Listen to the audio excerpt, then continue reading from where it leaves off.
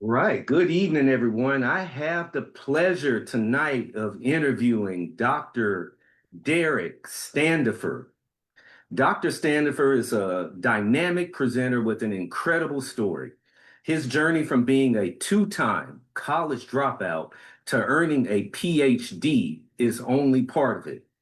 Man, I got to salute you for that. What truly demonstrates his resilience and dedication is achieving this feat while being a full-time single father to two beautifully troublemaking babies. In addition, both of his parents died from cancer, but instead of breaking, he broke through. I love that. Derek's workshops offer more than just strategies for overcoming life's challenges. They are a testament to the power of persistence, resilience, and the ability to turn obstacles into opportunities. His five-step approach is specifically designed to help students unlock their full potential and enhance their academic and personal lives using practical and easily implementable skills. Again, tonight I have the pleasure of interviewing Dr. Derrick Standifer. So, Dr. Standifer, thank you so much for coming on. One, thank you for the beautiful opportunity to serve. I appreciate people who create platforms for other people to share and grow. So I'm definitely a fan of your work, man. So I greatly appreciate the opportunity to serve. Awesome, awesome. Thank you so much. And so, Derrick, or Dr. Standifer, let me give you your props. Can you tell me about your journey to becoming a professional speaker? What inspired you along this career path? So I think like all people, we start out doing the Easter speeches in church when we were kids. I used to be the MC for events like that when I was a kid. And I think early on it showed me like the confidence to speak in front of crowds. Um, then Sometimes you have these stories, these journeys that just kind of come out of you. I started to think about my childhood and being raised by a full-time single mama. I had two brothers, and I'm the only one in my family that ever graduated from high school.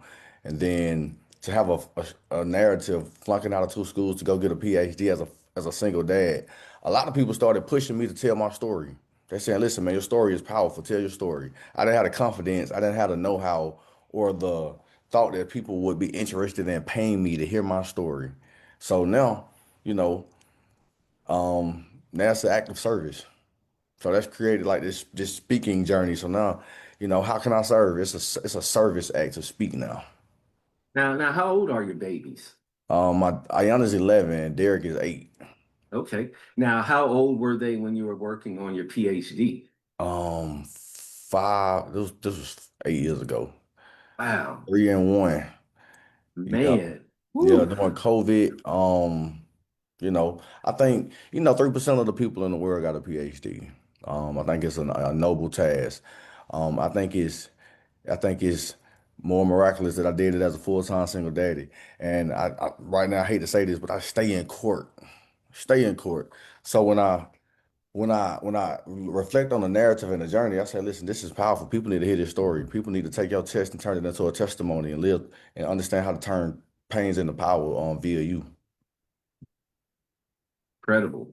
And so what really inspired you to go for your PhD? I mean, of course, you already had your master's and everything. And so what was the inspiration behind that?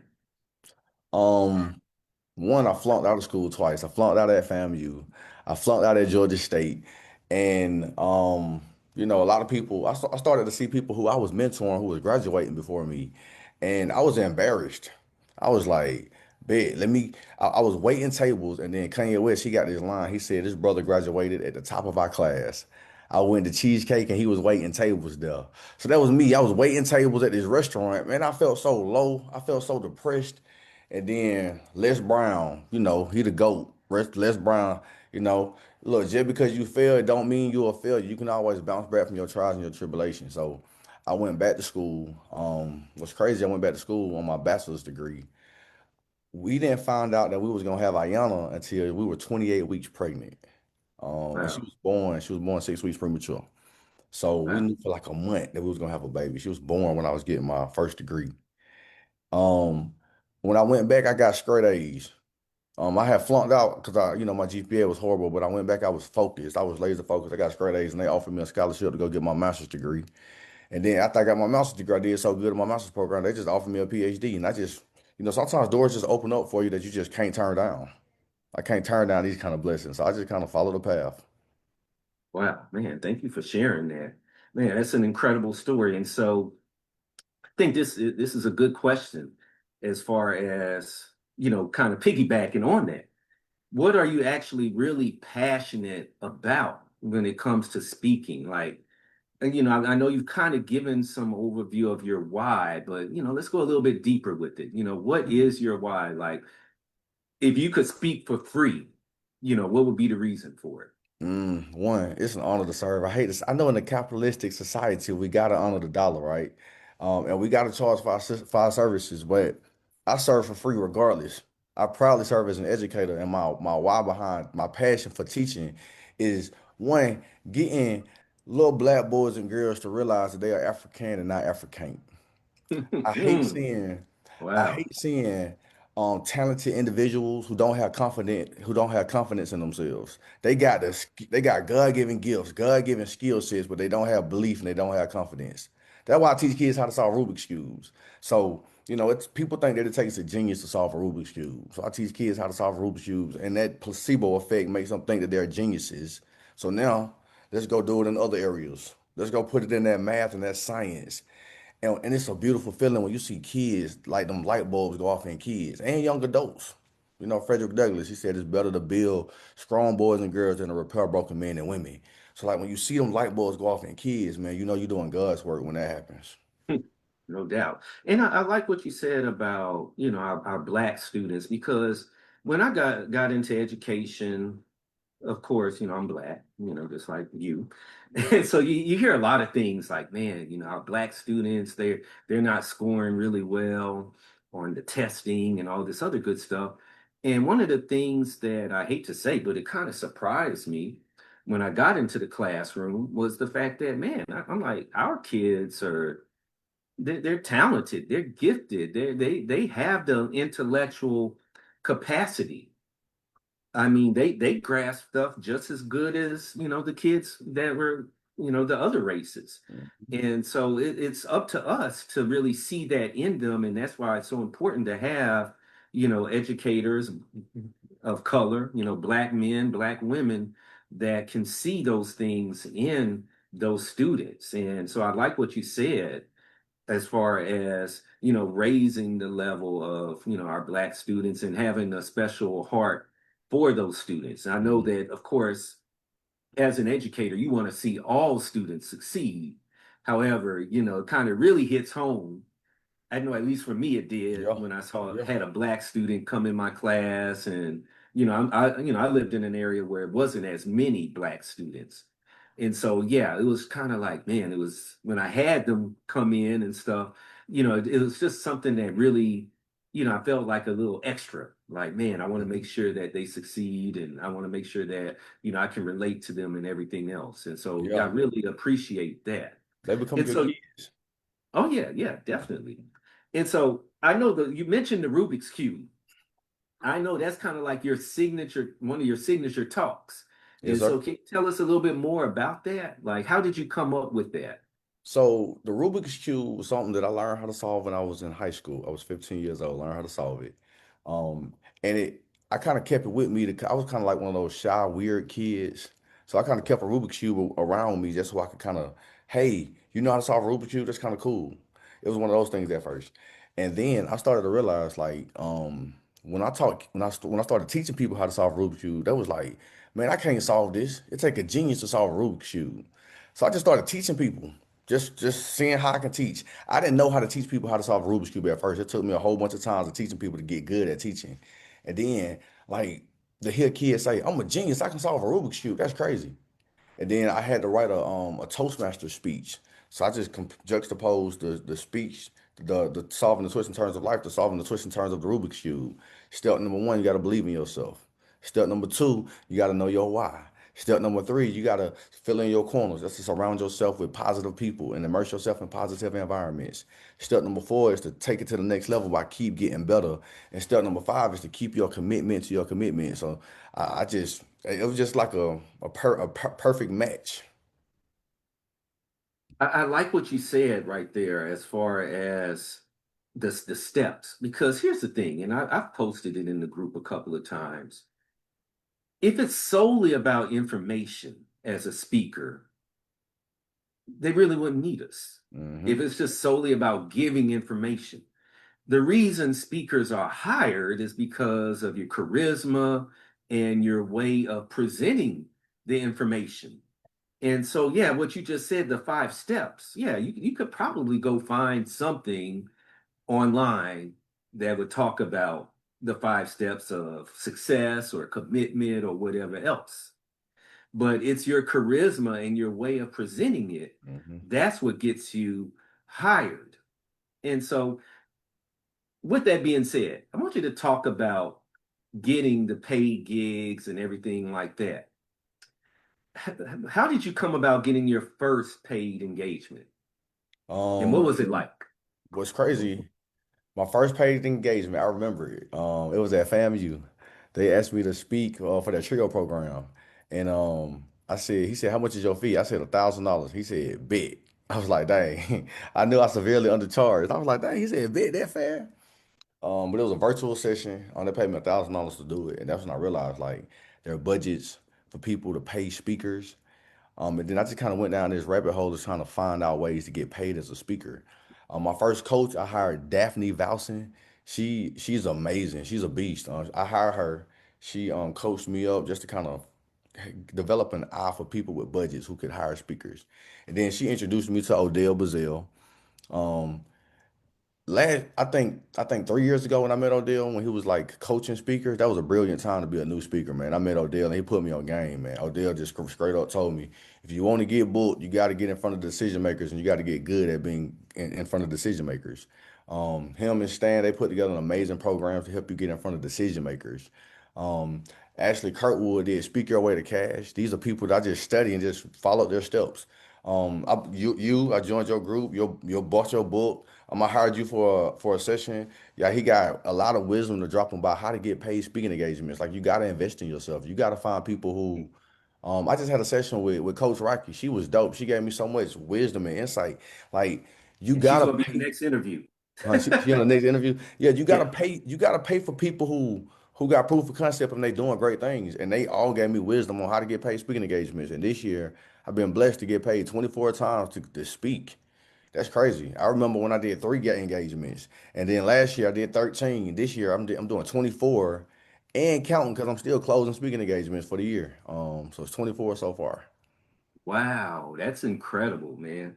And so I like what you said about investing in yourself because oftentimes I found that, I have a lot of speakers hit me up in DMs and whatever else, and they're like, hey, I want to get on stages. Hey, I see you, Mr. Raj, out there doing your thing, and I want to do that. But oftentimes they don't want to invest in themselves. I mean, even I'll be honest, even when I had the membership group, it was pretty cheap. And I would have swore some speakers were acting like I was asking them to go buy a car from me or something Yeah. like that with the level of questioning I got about the group. And so that's the thing. I like what you said about investing because obviously it's paid off. You might pay, I don't know what you paid, but 24 gigs, and you said in 1 year?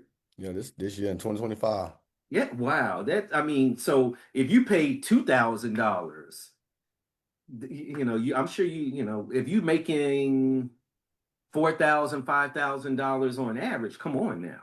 Yeah, The, people the like math I is remember like obvious. people would see the like a number and they were like, nah, that's too much. I remember Odell, he charged, I think it was $1,500 for like a speed dating thing. You get to talk to decision makers. After doing that engagement, I got booked for a $4,500 speaking engagement from that $1,500. Like I times three my income. just off that one event. You gotta pay for certain opportunities. I know it's too many opportunities to kind of see through, but when you see people who are credible, like Odell, you see Odell, he credible, you credible, like you know y'all doing what it works. So you charge $200 for a mastermind meeting with you. That's crazy cheap. Like for you to talk to you for $200, you had like 50, 60 speaking engagements this year, and you only charging $200 for game. That's crazy. And there's a lot of people who don't want to pay $200. That's crazy. They want to DIY it themselves. You save a lot of time, a lot of money, a lot of energy by hiring people who know what they're doing. Yes, indeed. Yes, indeed. And so that's pretty impressive. And so, how do you typically prepare for a speaking engagement? Like, do you have a routine, or like, let's say they're like, okay, we're ready to book you. And so, what does your preparation look like? From the business side, I make sure I have a Zoom meeting with the decision maker and make sure I hit their parameters. What y'all want done for the engagement. I'm also try to upsell them on certain products. If they want books included, if they want like we got like VIP session books now. Now I give out three-tier packages for each of my speaking engagements. And that determines like how I prep. So I buy books. I give them like a swag bag with books, Rubik's cubes, pens, cups. Um, Especially if I'm going to an engagement where a whole bunch of decision makers gonna be there. I want to make myself memorable, and you know, I think what better way than to buy like swag items, leave them with the people, sell them to the people. If you're doing a keynote, um, make sure you got like emails scheduled up to follow up before the event, after the event. If they got like a holiday, you need to know what holiday that decision maker celebrates. Their birthday, they might be a mama. Throw them something in the mail. Don't send them an email. Well, you can send emails or whatnot, but I send out stuff to people's house to mail to their offices all Wow. the time. And you'd be surprised how many people rebook me. They like they like reboot me because I send out Christmas cards and I send out birthday cards and I send out Mother's Day cards and Father's Day cards. Um, Man, great advice, and I'll be honest, I've been a slacker with that. Like my probably my third year or so, one time I sent out holiday cards and stuff like that. No, no, end of year thank you cards. And I haven't really done that, but those are the little things that pay off. They do pay off because, and I hate to sound cliche, but everything is about relationships. mhm. And I know Odell especially is really big on that. And that's I'm sure that's something you probably picked up from him was, Yeah. hey, do those little things that build that connection and that keep you on the radar. And so again, see, these are some great nuggets that you're sharing in this interview. I mean, this is stuff that people pay for. So those out there in the group, man, y'all are getting this for free right now. This is great, fantastic advice. And so let me ask you this. We all, as speakers, we wanted to portray ourselves as just dropping mics all over the world. Like every event, we just killed it.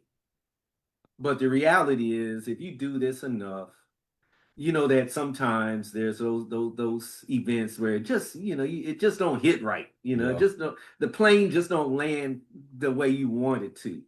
And so, how do you respond or bounce back from events like that? Um, you can't bat a thousand as a speaker. You can, one thing that I hate doing, I was just thinking about this earlier. I hate going to gymnasiums and speaking and they have poor quality mics.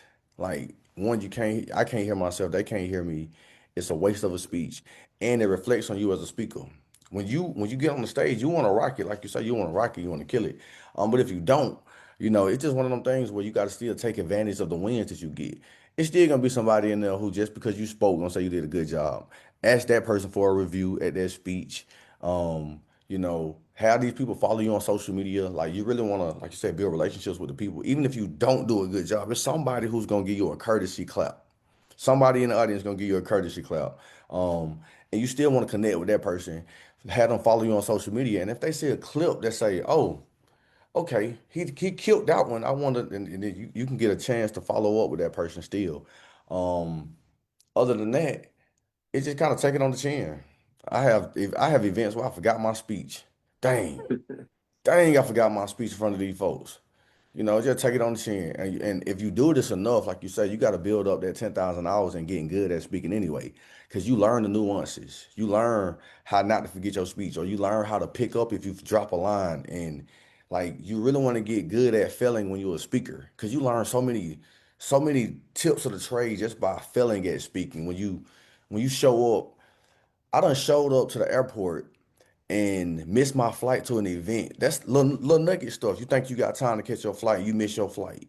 And now you gotta rebook a flight to get to the city. Or um And my this nerves, city, man. this city doesn't let you reserve cars with this certain type of payment. It's all different kinds of little nuggets that you gotta just prepare for when you're a speaker. Hmm. That's some behind the scenes stuff. Talking about that, like reserving cars. I just did that like maybe an hour before, and I was double checking, like, okay, let me make sure that, let me see what the deposit is for the car and that sort of thing, Mhm. because I don't want any surprises. And so, yeah, those are some little things. And yeah, I like that you shared that. Hey, sometimes you just got to take it on the chin. And here's the reality, though. You know, it's not fatal. If you have a bad gig, and I've experienced it, especially earlier on in my speaking career, it's not the end. It's just one gig. It's just like an athlete having a bad game. Yeah. You just move on to the next one. And the thing is, I know for me, I'll be anxious to get on to the next one because Just to get I it want to behind you, just to get it on get it with. behind me. I want to put it out my mind. And so that's all really good stuff. And so, what advice would you give to someone who's looking to break into this? I know you said to invest in yourself, and I see Cecilia Morris. She's like, "Yeah, you got to pay to play." Definitely, Cecilia. And by the way, anybody else that's listening, if you want to chime in, put something in the chat or whatever, and we'll address it. But yeah, you definitely want to invest in yourself. But what other advice would you give someone that is looking to get into the speaking game? One, I would say be good at what you do. When you speak, you really want to be a dynamic speaker. You want to set yourself apart from every other speaker, and you want to give them a reason to find some money to pay you to speak. So Mm, be good, be impactful, be relatable. And when you're speaking, it's like the extra things that you got to do. Don't leave when your speech is over. Stay behind and make connections and talk to people. Helps sometimes in my like now I still do it. But we help break down the event. You paid me a lot of money to come speak. I can help mm. you break down the event. It just shows a level of character, a level of service.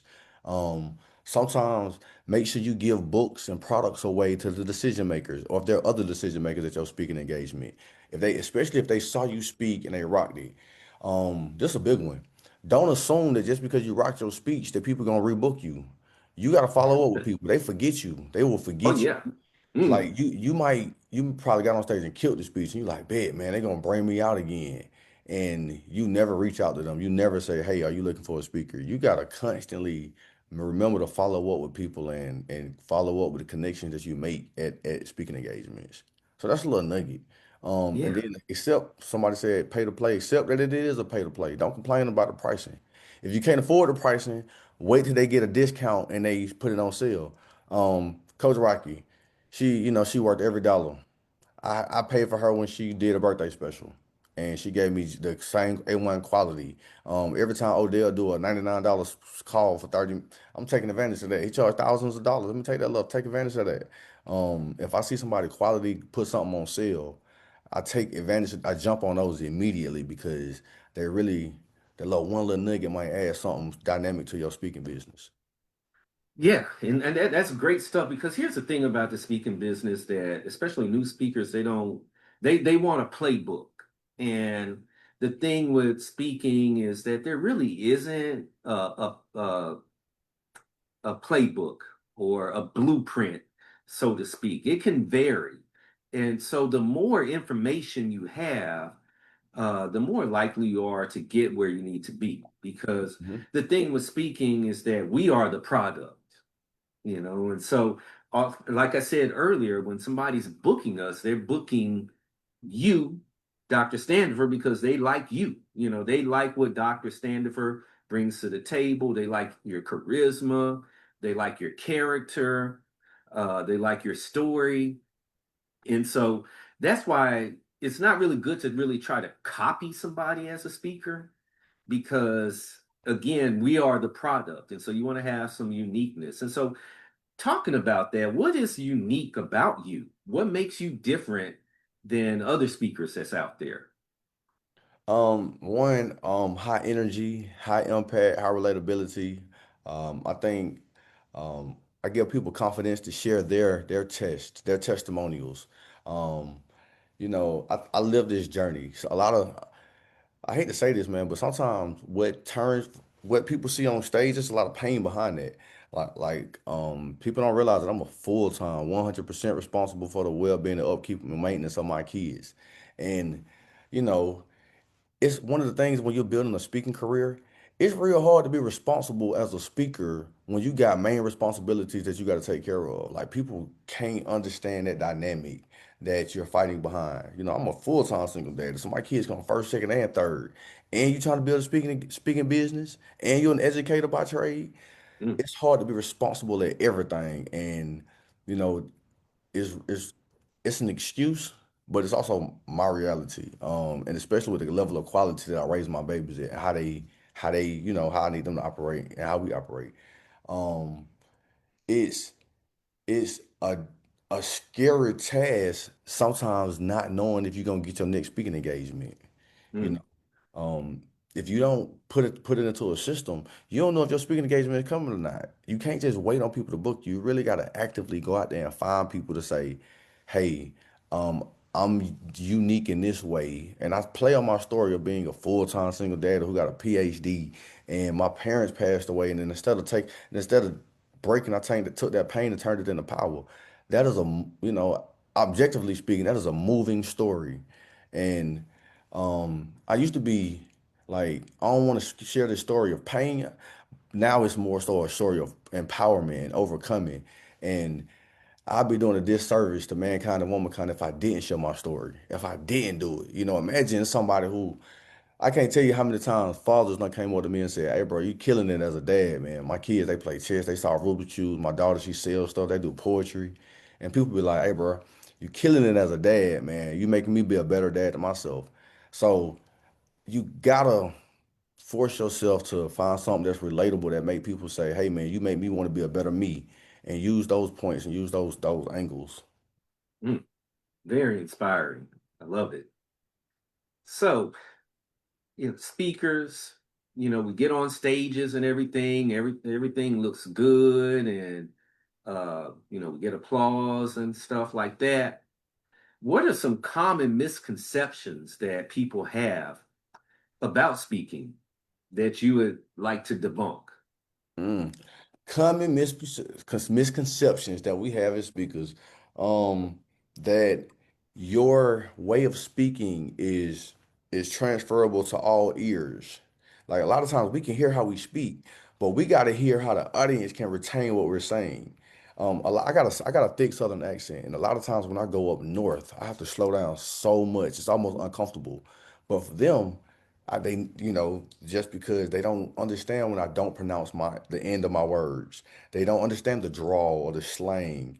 You gotta translate your knowledge and make it universal. Your wisdom has to be universal. You can't just be, heavy drawl country talking. It's so many times I gotten off stage thinking I rocked it, thinking I killed it, and a person would come up to me and say, "That was a lot of energy, but I didn't understand nothing you were saying." And I was like, "Oh, thank you for that feedback." And it lets me know that I have to enunciate. I can't just talk how I talk amongst, you know, it, you know, sometimes people need to understand what you're saying. That's one. Two, a common misperception. Ooh, don't save money on your travels. Don't be trying to be cheap when you're traveling for a speech. I know it's like one of those things what you got to do, but you got to prepare for certain things. Like, I'm going to Minnesota. I'm trying to get a ticket the day of so I don't have to, so I'm trying to get the day of. But you want to make sure that you got enough time to prepare for your speech. So you need to arrive the day before. You need to just make sure that you're prepared. You know where the traveling going to. You don't want to get there. Even though I've been in Minnesota, they've booked me 4 times in the past 3 years. I know where I'm going. You don't know what's gonna happen. Anything can happen. You don't want to assume that the airlines are going to be on time. You don't want to assume that anything is going to be on time. You want to have give yourself a lot of time to prepare. Um, get your reward points. Make sure you take advantage of all the reward points from if you staying at hotels or if you booking rentals. Take advantage of those things. Don't be cheap when it comes to this stuff. Feed yourself and exercise if you're a traveling poet. I mean, if you're a traveling artist, if you're a traveling speaker, you want to make sure that you're in the gym and you eating right. If you on the plane all the time, it throws off your equilibrium in your body. You got to make sure that you're taking care of yourself and you eating right because you know, if your body shut down, you can't speak. You don't want to be sick trying to get speaking engagements. That's a horrible, horrible feeling. So, Mm. you know, yeah, that's what I got for that one. Wow. Yeah. And all of those are great tips. I really focused this summer on, I know I was going to be on the road a lot and everything. And so I really tried to condition myself for that because, yeah, like you said, going on the airplanes all the time, and traveling, across time zones and everything, it can really throw you off. And so a lot of times, even during layovers, I was walking up and down the halls of the Hmm. airport just trying to get some extra exercise in because I didn't want to, I figured that was better than eating because it's very easy to be in an airport and just sit down and eat and not do anything. And so that physical component of it is super important Hmm. that you stay locked in that way. And yeah, just the behind the scenes stuff as far as travel. I remember one time I had a speaker that was had reached out to me and they were kind of like, well, I want to go this place. I'm going to travel to this place and I'm speaking the same day. And I'm like, no, you don't want to do that. Yeah, That's very risky unless you have something like way at the end of the day, like if it's at that night. But if you're going to do that, make sure you book in the first flight out that morning, yeah. because flights get delayed. And so you got to be very strategic. And so I appreciate you sharing that. And so how do as a speaker, how do you know that you're doing a good job? Like, of course, you can have the audience come up to you, but besides that, how do you know? I think the best way of knowing is if you're getting rebooked. If you go to an event and you speak and they book you again, you know you're doing a good job. And you want to kind of nurture those people because it's easier and it's cheaper and to rebook than to get a new booking. Hmm. It's hard to find new people. So if somebody pay you, one, over deliver, give them more, but also take care of them. Take care of them. Make sure you rock it yeah. Um, when it comes to come on, give me a refresher. I started going down a tangent. Give me a refresher. I started going on a tangent. Okay. I said, how do you know that you're doing a Yeah. good job Okay. as a speaker? And you mentioned, getting rebooked. Now, I did want to ask you about that though, about Yeah. getting rebooked. Okay. Because I know that oftentimes, there's people don't want to bring the same person in over and Mm. over. Mm, And I, I so, I am affected by that sometimes. However, like so this the other thing too. Sometimes people bring in bad speakers and they're in their mind, we will never bring in another speaker again. I've heard horror stories of people bringing in speakers and it was a bad experience. So, mhm, if you get a speaker and they leave you with a good experience and you got a rotating crowd of audiences, so if you only do first generation it's a different crowd every year. You might heard the speech every time I come do it, but it's a different audience every year. So mhm. they're likely to book you. Even if you just develop a relationship with that person, they might not just want to book anybody else. I'm blessed. I'm blessed and fortunate and highly favored to be able to say this. I've had speakers say, I mean, decision makers say, there's somebody pitched to us, but we told them that we already got a speaker that we work with and that we work with him. I was like, that's amazing to hear. Thank you so much for that honor. That's a high honor. So yeah, if they rebooking you, we got this thing called Talk It Out now. And Talk It Out is really good. It's a really good tool to use. I really enjoy Talk It Out. It's super dope to get data and feedback from your speeches, especially when they give you the qualitative data by writing their responses in. Um, uh, if your speaking business is growing, then you're doing good. You're doing good if it's growing. Sometimes you might have some down years, but if it's like overall generally growing, yeah, yeah. Even with the rebooking of people, because if it if you rock your speeches, people are gonna tell other people that they rock their speech, and then some people gonna follow up with that recommendation and that review. One of the things I often hear speakers complain about is, hey, nobody's coming to me. I'm not getting anybody reaching out to me to speak. What would you tell that speaker? They ain't gonna come out to you. They're not gonna come out to you until you develop the celebrityism about yourself. And sometimes they will. You'll get people as a new speaker, as a growing speaker. Like I can't consider myself a seasoned speaker yet. I'm a growing speaker. I've only gotten 24 speaking engagements. That's people who do this full time. I got a job. I'm an educator. But even with that, you still gotta pitch yourself. Actually, Kurtwood got this thing called pitch your way to cash. You gotta pitch yourself as a speaker. They're not gonna come to you. One, you gotta be highly engaging, and they gotta show evidence of that and proof of that.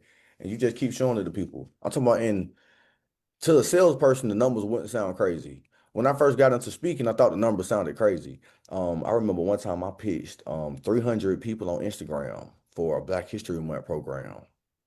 Out of 300 people that I pitched, like 30 something responded, but I got seven meetings with seven Zoom sessions and I only got booked two times. I sent out 300 pitches though. Those are kind of like the breakdown a little bit. You can shortcut it by getting a VA or getting somebody to do it for you, but you still got to get in front of people. Um, I take shortcuts by sometimes if I see a building that might hire speakers, or I go in that building and introduce myself with my book, my flyer, or my website, and say, hey, I'm a speaker. This is what I speak on, and I try to align it with the organization that I just walked into. I go in the Boys and Girls Club all the time and speak and pitch myself. Those are some of my people that work with me. Trio programs all the time. If I'm in a city and I see a college, I'm probably gonna go to that college campus and find their trio programs, their first gen programs, their SGA, and offer a book, offer them to check out my website. If there's a class in there, I offer to go do a free speech. Wow. Can I go do a free speech? And you know, if you do a free speech in front of the people that's over graduations, and they say, "Man, we got an amazing," we just heard this guy. He would be an amazing graduation speaker. So you kind of got to get creative at like finding these opportunities. You don't do my team get mad at me when I do free speaking engagements. When I give away free books, they get mad at me like, "Bro, stop doing it." But sometimes sometimes it's a spiritual thing. I truly wholeheartedly believe that when you serve people, God gonna take care of you if you serve people. And then two, it can be practice. Sometimes you just want to try out new concepts, new dynamics. Sometimes like you want a live crowd to practice in front of. And three, it's somebody in the audience who got an ear to a decision maker. It might be a decision maker in there, but you can almost guarantee that there's somebody in the audience who knows somebody who could hire a speaker. And then when the thought of bringing out a speaker, you got an advocate on your behalf if you make them feel special and make them feel unique. All good stuff. And I like what you said about sometimes you just want to practice some new material. I liken it to an athlete, a basketball player. I'm sure LeBron, Michael Jordan, whoever, they didn't just play the games they Hmm. counted.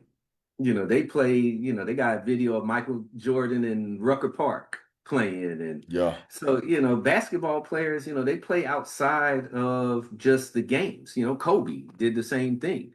And so, as speakers, even if you consider yourself a professional speaker, it is okay to just kind of do some things outside the box where you're not getting paid so that you can kind of test out the new material. And so yeah, I appreciate that you shared that. And so we're getting close to wrapping this up. And so I just want to know what's on the horizon for you. What do you have coming up? What are you looking to accomplish? Anything big that you have Uh, coming up? the goal is to grow my speaking engagements, to grow my speaking business. This is 24 and counting. My goal this year was to get paid 60 times to speak. So that's my goal. My next goal that I need to accomplish, and I'm gonna end this year out strong to accomplish that. Um, I'm humbly, I gotta say this. I'm an educator. I teach at this school called Peace Academy. It's the only Afrocentric charter school in the state of Georgia. And I'm over the Rubik's Cube Club and the chess club. We got 4 kids solving Rubik's cubes. We got 2 teachers solving Rubik's cubes. We're gonna have like we're gonna have like 20 kids solving Rubik's cubes in the next month or so. And it's growing like wildflowers. I'm super excited about that dynamic. I think the best speakers are the ones who are passionate about serving people. And when you're passionate about serving and you just so happen to have a talent of speaking, of being an orator, you want to make it grow and develop and spread. So use that. I know that ain't what you asked me, but this was on my mind too. Um, like try out different dynamics in speaking. Like I go to comedy clubs. I do poetry. Some people sing. Try to add different elements to your speaking engagement that makes it edutainment. The worst thing you can do is be a boring speaker. So add Mhm. different elements to your speech that make you pop, that make people say, "Oh man, that was cool." So that's next. I'm constantly developing and growing and bettering myself. So that's what's next. That's the growth. And the goal is to hit them 60 speaking engagements. Okay, man, and hey, I believe in you. I've seen your growth and everything, and just what you shared with us tonight. I'm pretty excited to see where you're headed. And again, you just shared so much wisdom that I know is going to bless those that check out this interview. And so again, I appreciate everything that you shared, and I just know that you're just doing great things at the campus you work at, and when you have the opportunity to be in front of all these audiences, really just appreciate you coming on. And again, I just know that those that sat and listened to this, there are just so many great takeaways and uh, inspiration. Because I know speakers get frustrated. They're like, man, I want to get on stages, but I don't know what to do. And you pretty much gave them pretty much everything. Like, hey, you got to invest in yourself. You got to be persistent. It's a numbers game, sending out 300 and basically having seven that you ended up having conversations with and two that you converted. That's real. A lot of speakers feel like, okay, I'm going to send 10 emails. I need to get seven responses and, I'll get five bookings out of that. That's typically not how it works. And so again, I appreciate you sharing that because they need to hear it from people that are actually getting this done. And it, I experienced the same thing. What Dr. Standifer said, that's the same thing I experience. I have to send out a bunch of stuff, and whatever bookings you see, probably for the one booking you see has probably been, hey, yeah, 300 emails, 300, 400 emails sent out. And I actually have one that I've been reaching out. I have one client that I've been reaching out to for probably 6 years, and they just decided to book me. I heard And you so say one again, time. what's that? I said, I saw you post one time. You said, as you do it, it doesn't get easier. It's just you get better at it. And Hmm. like, I mean, that's true. And sometimes like you get booked from people who saw you years ago. I can't tell you how many times that I've saw this year has been a year of a student said, I was a student in this program that you came and spoke at, and now I'm over student activities and we want to bring you out for our keynote. So like, yeah, everything you're saying, just keep following up. And sometimes the pitch that you make might not fruit itself until 6 years later. So, Yes, indeed. So, Dr. Standifer, I appreciate you, my brother. I'm looking forward to the future for you. And again, thank you so much for coming on tonight. man, it's an honor to serve, man. Thank you for this platform. Y'all be great like the lakes, man. It's a good one. Yes, sir. Next up is going to be Dr. Rocky. I'll have her on September 30th. And so you heard Dr. Standifer refer to a lot during the interview. And so that's going to be another great one right there. Oh yeah, she dope. She She dope. is dope. So I Mhm. will talk to you all next time. Y'all take care. All right.